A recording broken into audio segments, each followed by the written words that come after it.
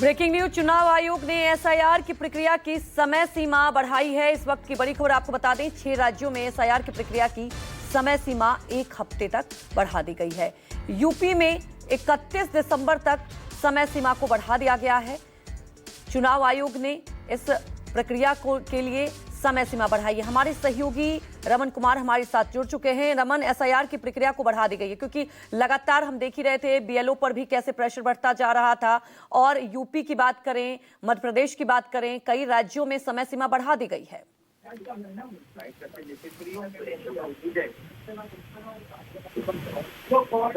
जी रमन।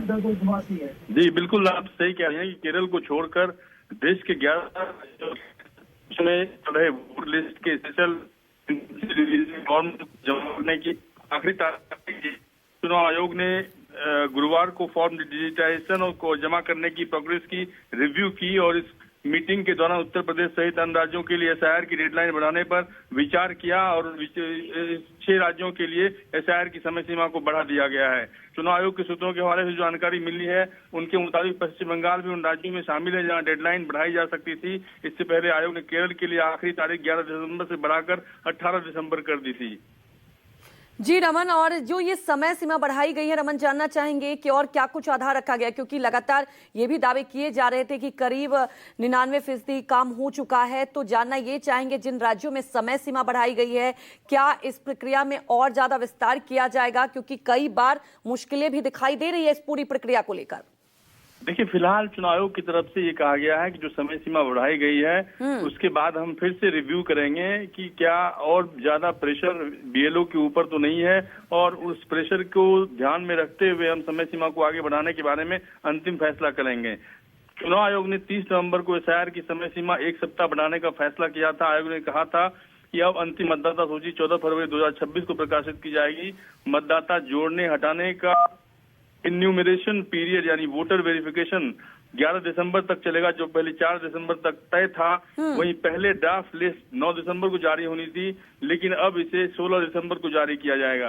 यानी कि पॉलिटिकल पार्टियों को, जो निर्वाचन आयोग ने बुधवार को कहा था कि देश के 12 राज्यों और केंद्र शासित प्रदेशों में चल रही एसआईआर की प्रक्रिया के तहत राजनीतिक दलों के बूथ लेवल एजेंट्स यानी कि बीएलए को ड्राफ्ट वोटर लिस्ट जारी होने से पहले मृत, स्थानांतरित और अनुपस्थित वोटरों की सूची दी जाएगी। ड्राफ्ट वोटर लिस्ट 16 दिसंबर को जारी कर दी जाएगी। जी रमन, हमारे साथ जुड़ने के लिए आपका बहुत बहुत शुक्रिया।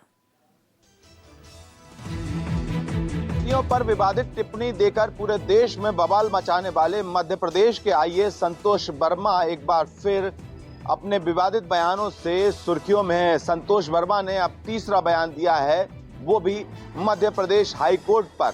संतोष वर्मा ने एक सभा के दौरान ये कहा है कि मध्य प्रदेश हाई कोर्ट में एससी एसटी के जो बच्चे हैं वो सिविल जज नहीं बन पा रहे हैं और मध्य प्रदेश हाई कोर्ट उन्हें बनने नहीं दे रहा है। संतोष वर्मा इससे पहले ब्राह्मण बेटियों पर भी बयान दे चुके हैं। लगातार उनके बयान सुर्खियों में हैं और विवाद खड़ा कर रहे हैं। अभी ये विवाद थमा भी नहीं है कि ब्राह्मणों का गुस्सा अभी भी सड़कों पर उतरा है और ब्राह्मण समाज ने लगातार जिस तरह का बयान दिया था, संतोष वर्मा ने ब्राह्मण बेटियों पर कहा था कि वो आरक्षण को लेकर ये बयान दिया था कि अगर उनके बेटे को कोई ब्राह्मण लड़की अगर दे देता है दान में या संबंध बनाता है तो वो समझेंगे कि उस दिन आरक्षण खत्म हो गया। पहला बयान ये था जो 23 तारीख को दिया था। इसके बाद उन्होंने ये चेतावनी भी दी थी। दूसरे बयान में ये कहा था कि अगर एक संतोष वर्मा को खत्म करोगे तो हर घर में संतोष वर्मा पैदा होगा, और ये आरक्षण को लेकर लगातार इस तरह के बयान दिए थे। और अब मध्य प्रदेश हाई कोर्ट पर एक टिप्पणी की है। कैमरा पर्सन कमलेश व्यास के साथ विपिन श्रीवास्तव, न्यूज़ 24 भोपाल। गोवा अग्निकांड मामले में लगातार गोवा पुलिस का एक्शन जारी है, जहां पर एक तरफ लुथरा भाई जो कि गोवा के इस क्लब के मालिक थे, उनको थाईलैंड में हिरासत में लिया गया है, तो वहीं इस क्लब के तीसरे मालिक यानी कि लुथरा भाई के तीसरे पार्टनर अजय गुप्ता को मापसा कोर्ट में पेश किया गया। अजय गुप्ता को दिल्ली से बुधवार के दिन गिरफ्तार किया गया था।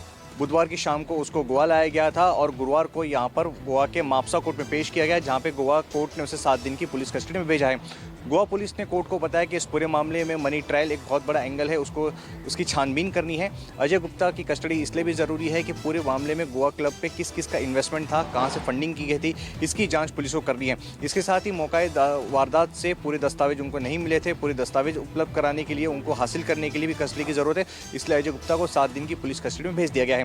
कैमरा